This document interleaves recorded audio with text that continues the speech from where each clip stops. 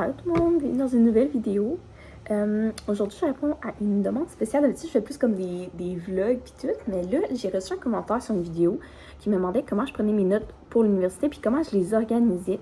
Puis, je trouvais ça vraiment intéressant parce que quand j'ai commencé l'université, j'étais arrivée avec comme un mindset de prise de notes, puis je le faisais pour tous mes cours et je me suis rendu compte que ça marchait pas forcément. Puis, avec le temps, mes choses se sont modifiées, puis je suis rendue avec une méthode propre à chaque cours. Fait que je trouve ça vraiment intéressant parce que je vais pouvoir vous montrer mes différentes techniques de prise de notes, puis vous allez pouvoir prendre ce que vous aimez, puis laisser ce que vous aimez moins. Là, je suis vraiment couettée. Fait que c'est ça. Donc, si jamais ça vous intéresse, ben, je vous invite vite à me suivre dans la vidéo. Donc, pour ceux qui ne me connaissent pas, je m'appelle Héloïse, puis je suis étudiante en psychoéducation. J'en suis à ma première année au bac à l'Université de Sherbrooke. Puis, dans mon programme, j'ai 5 cours.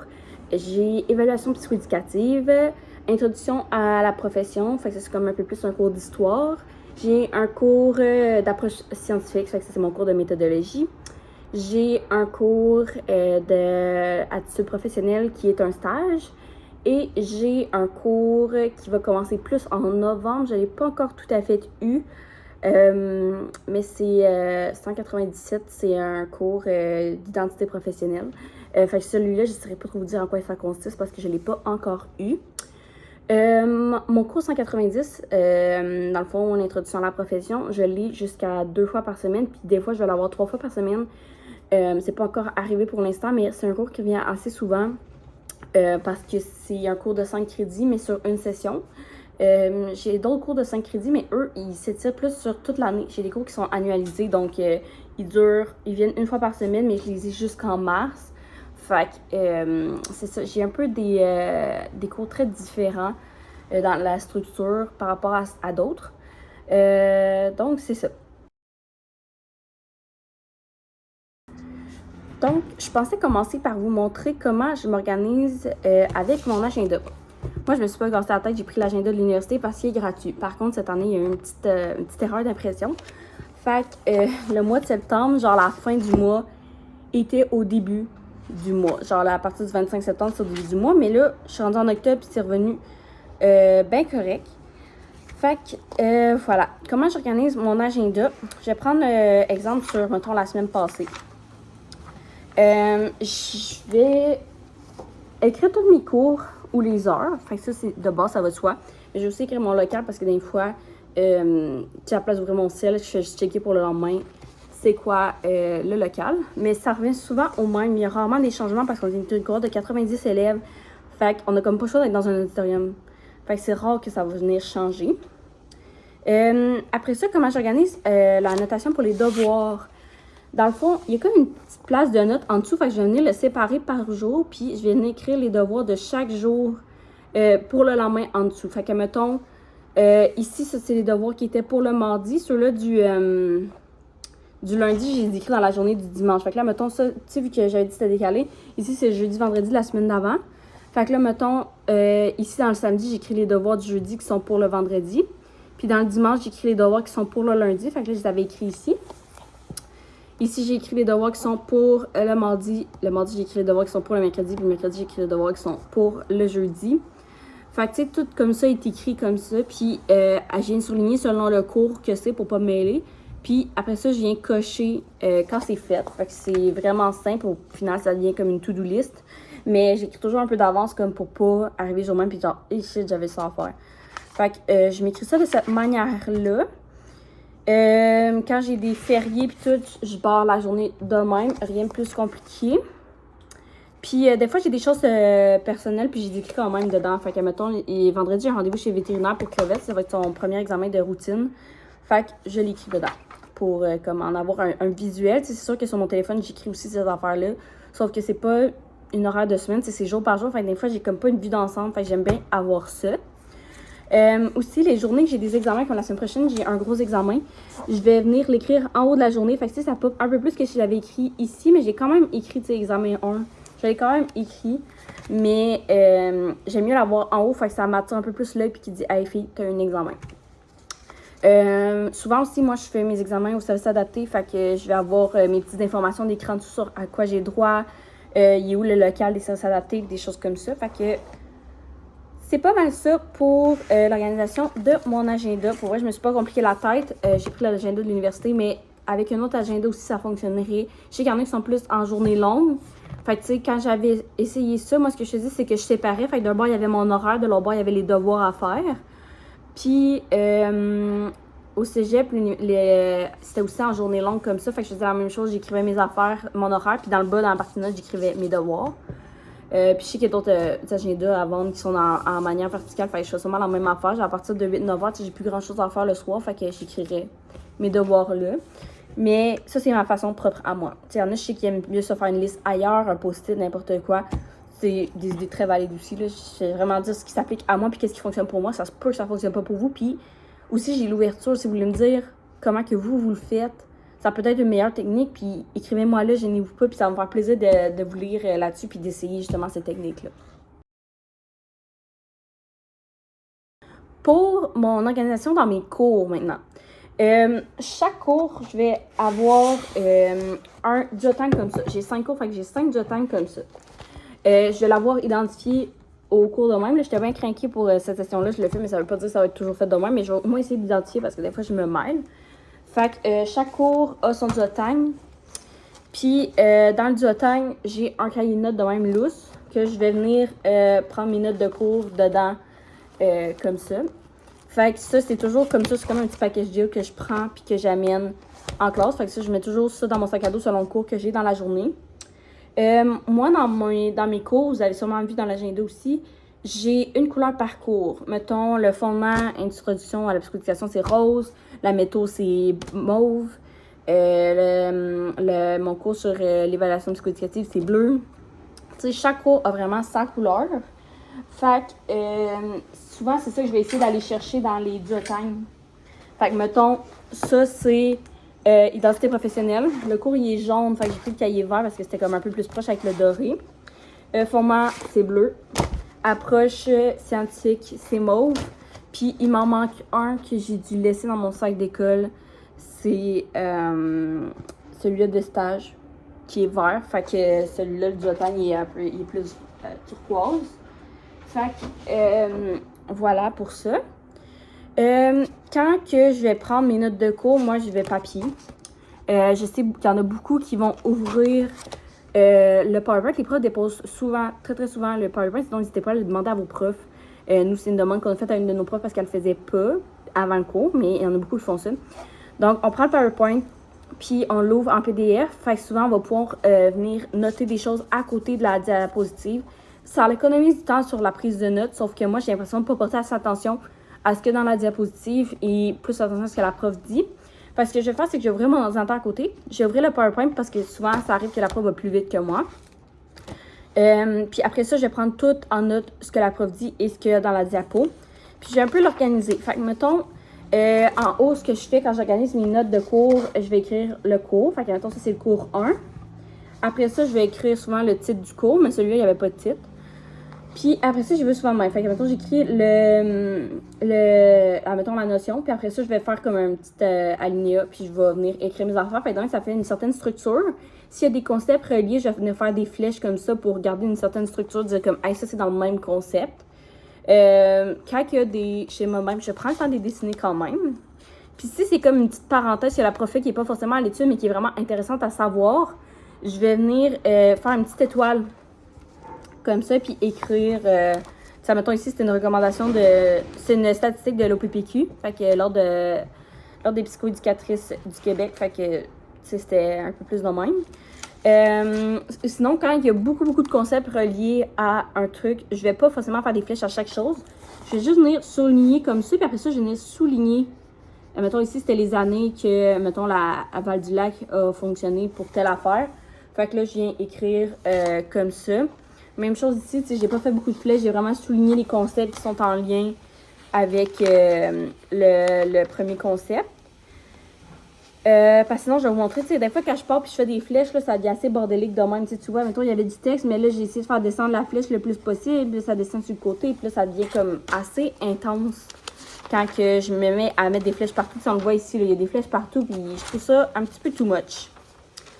Fait que ça, c'est ma façon de prendre mes notes de cours.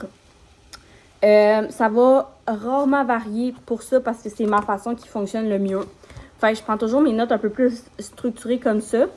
Puis c'est ça, vu que je prends quand même le temps de le faire, ben je mets mon PowerPoint à côté sur mon ordi. Fait que de même, je suis sûre que si la prof va aller trop vite, ben je vais être sûre de l'avoir quand même avec moi.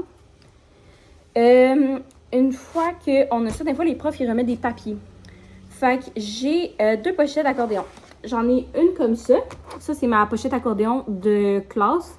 Fait que j'ai écrit toutes mes... ben, en avant, j'ai des feuilles papier lousses sur d'autres informations. J'ai des pochettes plastiques, puis j'ai toutes mes feuilles de cartable de spare. Puis après ça, ici, j'ai tous les noms de mes cours. Fait que quand les profs nous remettent des travaux, des feuilles que j'ai un travail à remettre, c'est là-dedans que je veux le mettre parce que souvent, ça glisse. Puis une fois que j'en ai comme putain besoin, je vais venir le mettre soit dans le duotime comme ça, une fois que ça va être bien rangé dedans ça, parce que ça me gosse de l'ouvrir à chaque fois, là. Fait que genre, je le range là une fois pour de bon, puis c'est fini. Fait que je mets ça là. Puis de même, ça fait que je les ai toujours dans mon sac. Puis des fois, c'est des travaux d'équipe, fait qu'à la place d'amener du duotime au complet, j'amène juste ça parce que c'est toujours dans mon sac anyway. Puis je l'ai avec moi. Ma deuxième pochette, c'est celle-là. Puis cette pochette-là, même chose, à l'intérieur, c'est identifié avec tous mes cours. Mais celle-là, c'est vraiment pour mon étude. Fait qu'admettons que je vais faire une lecture, puis je vais en faire un résumé, je vais le mettre direct là-dedans. Si je me fais une activité d'intégration pour le cours, je le mets là-dedans. Fait que tout est là déjà. Fait que ça, c'est ma façon vraiment d'organiser mes choses. Sinon, évidemment, il y a tout ce qui est manuel. J'ai écrit individuellement. J'ai écrit dans la page couverture. C'était quel cours? Fait que mettons, ça, c'est 190, ben je l'ai écrit dedans. L'autre, celle-là, c'est 162, je l'ai écrit dedans. Fait que tu sais, j'ai tout ça. Pour ma façon de surligner dans les manuels, je vais souvent y aller, mettons, je vais prendre une page qui est surlignée. Comme ça, genre, je vais surligner. Moi, je me gêne pas à surligner dans mes manuels. Puis, mettons, si c'est de l'information de base, je le surligne.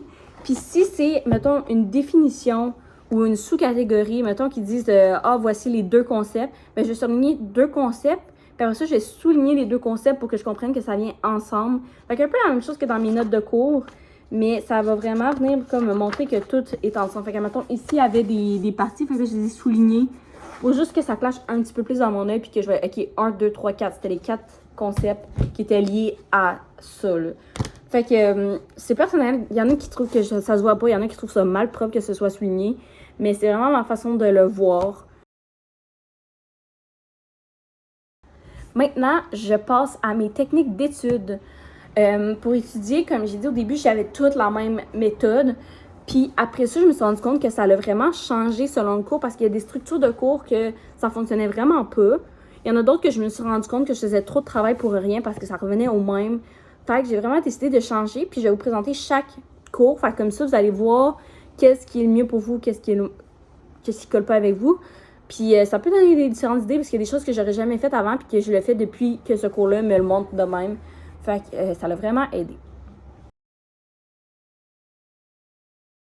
Pour le premier cours, j'ai le cours de fondement scientifique. Fait que méthodologie, j'ai 2 manuels comme ça. Fait que celui-là est vraiment beau, là. Fait que j'ai mes 2 manuels de même. Dans ce cours-là, la prof ne donne rien. C'est-à-dire que ça va être beaucoup de la recherche que je vais faire. Fait que ce que je vais faire, souvent, c'est que si j'ai une recherche, je vais venir l'imprimer tout simplement. Je sais pas si je l'ai ici. Ouais. Fait que, mettons, je vais venir imprimer ma recherche puis la mettre dans les choses parce que souvent, les recherches, c'est des choses qui vont être à l'étude. Fait que, par exemple, le dernier, c'était sur le code déontologique en psychoéducation. Fait que j'ai imprimé les articles qui étaient par rapport au sujet. Puis, je les ai toutes classées dans un document comme ça. Fait que de même, je les ai proches de moi puis je peux étudier. Après ça, quand c'est une lecture dans le manuel, ben là, je vais venir prendre une feuille de cartable. Puis je vais me faire un résumé. Souvent, ce que j'aime faire, c'est que à force d'avoir été à l'école longtemps, j'ai beaucoup de petits cahiers de notes, genre mettons ceux qui restent comme 2-3 pages dedans, ou genre ceux qui en reste vraiment pas beaucoup dedans de pages pour... tu sais, je peux pas faire un cours avec ça, mais les feuilles sont encore super bonnes. Fait que souvent, je vais prendre ces cahiers-là, random, puis je vais venir écrire mes résumés dedans, puis après ça, je vais arracher les pages, les brocher ensemble, puis les mettre dans la section d'études là-dedans. Fait que ça vient vraiment optimiser mes cahiers, puis de même, ça fait pas que j'ai genre 14 cahiers qui restent avec des pages. Tu sais, mettons, je vais finir la session, puis il y a des cours, quand mettons 190, je prends tellement de notes que je le sais qu'il va rester 4-5 pages à la fin, là. Fait que tu sais, je vais les utiliser pour faire mes résumés de lecture, puis ça devrait être bien chill de même. Fait que ça réutilise vraiment tous mes cahiers, puis j'aime mieux ça. Puis aussi, j'aime ça écrire dans un cahier. On dirait qu'une feuille décartable, c'est tellement mince, mais quand j'ai un peu plus épais de feuilles, genre, je sais pas, dans ma tête, c'est mieux. Fait que c'est ça. Fait que pour le 162, vraiment, je vais venir faire des résumés de ma matière puis des résumés de ma recherche. Quand je structure mes résumés, c'est la même chose que mes notes de cours. Je vais écrire mon titre, c'est en lien avec quel cours. Puis après ça, je vais écrire mes concepts, un petit alinéa, j'écris mon concept, je vais faire des flèches si c'est dans le même concept, je vais souligner si c'est dans le même concept. Tu sais, ça revient vraiment au même pour ce cours-là. Après ça, en 172, j'ai ce petit manuel-là qui est un peu plus un roman et j'ai un recueil de textes comme ça. Celui-là, au début, je faisais des résumés de ma lecture. Je me suis vite rendu compte que la prof déposait des guides de lecture qui est comme un questionnaire à remplir une fois que tu as fait ta lecture.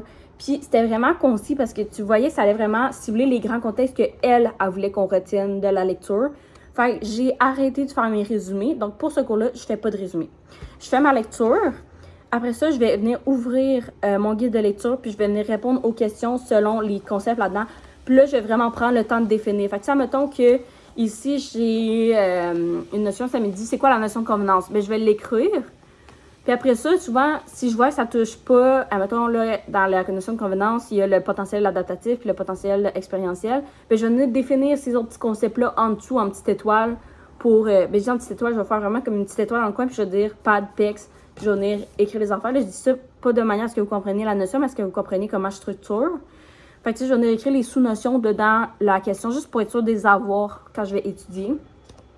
Fait que c'est ça, j'ai vraiment arrêté, puis des fois, ça fait que je focusais sur des choses, puis je voyais que la prof voulait pas qu'on focus dessus. Fait que ça m'aide vraiment comme à cibler mon étude. Puis après ça, j'imprime tous mes guides de lecture dans ma pochette d'études. Fait que ça fait que ici, tu sais, j'ai vraiment tous les guides de lecture avec toutes les notions importantes à retenir. Fait que, tu sais, j'ai structuré comme... Tu sais, je peux pas vraiment faire des flèches là-dessus. Fait que ça, je vais y aller avec des A, B, C, D. Les questions sont toutes notées par 1, 2, 3. Fait que c'est pour ça que je prends A, B, C, D pour être sûr que, tu sais, ça se mêle pas toutes. Là. Fait que c'est ça. Donc après ça, j'imprime. Puis ça va être là-dessus je vais étudier. Puis si j'ai un doute, à ce moment-là, il est écrit les pages aux questions de la prof. Fait que je vais retourner dans les pages, relire la notion pour être sûr de bien la comprendre. Fait que pour ce cours-là, je me complique pas trop la vie aussi parce que c'est vraiment concret. Puis la notion revient souvent au même que l'introduction à la profession. Fait que, tu sais, je me dis, gars, ça va être ça. Puis si je me rends compte après le premier examen, qui est la semaine prochaine, que ça marche pas, ben, j'aimerais ajouter, tu sais. Fait que c'est ça pour ce cours-là. Après ça, on a le cours 190. Le cours 190, c'est mon cours d'introduction à la profession. J'ai ce manuel-là, l'ABC de la psychoéducation, puis ce livre-là, Psychoéducation, une conception, une méthode. Puis souvent, elle, c'est une prof qui va remettre des PDF. Fait que souvent, les PDF, moi, je les imprime, puis je surligne et j'annote tout ce que je peux. Cette prof-là, ce cours-là, dans le fond, je faisais avant des résumés de mes lectures. Je me suis vite rendu compte qu'elle donnait beaucoup de lectures. C'est pas forcément négatif, c'est tout très pertinent, qu'est-ce qu'elle nous donne. Sauf que c'était vraiment long, j'avais l'impression de perdre du temps, puis je savais pas... Mettons, j'avais des résumés de beaucoup les mêmes notions parce que, mettons, il parlait d'une notion dans ce manuel-là, puis après ça, j'avais une lecture dans ce manuel-là, puis c'était encore la même notion, mais juste plus poussée. Là, je me ramassais avec plein de résumés, mes informations étaient vraiment décousues. Et elle, les 2 premiers cours, elle nous a fait des activités d'intégration. La première activité d'intégration, elle nous a fait un tableau à remplir. Fait que ça, je l'ai rangé dans ma pochette d'études. Je sais pas pourquoi j'ai sorti du bottin, c'est dans la pochette d'études. Fait que c'est ça, elle nous a fait un tableau. Puis dans ce tableau-là, ça l'a fait que j'ai pu trier toute l'information dans les 3 lectures qu'on avait. Fait que ça, mettons, elle nous avait mis, il fallait comprendre l'histoire des places. Fait que, tu sais, mettons, il y avait une colonne grande noirceur, année héroïque, année d'expansion, puis année de bouleversement. Puis là, il y avait, le premier tableau, c'était les interventions. Le deuxième, c'était la formation des employés. Puis la dernière, c'était l'évolution de la profession. Fait que grâce à ça, j'ai pu tout classer les informations qu'il y avait dans toutes les lectures à des places. Fait que c'était vraiment plus précis.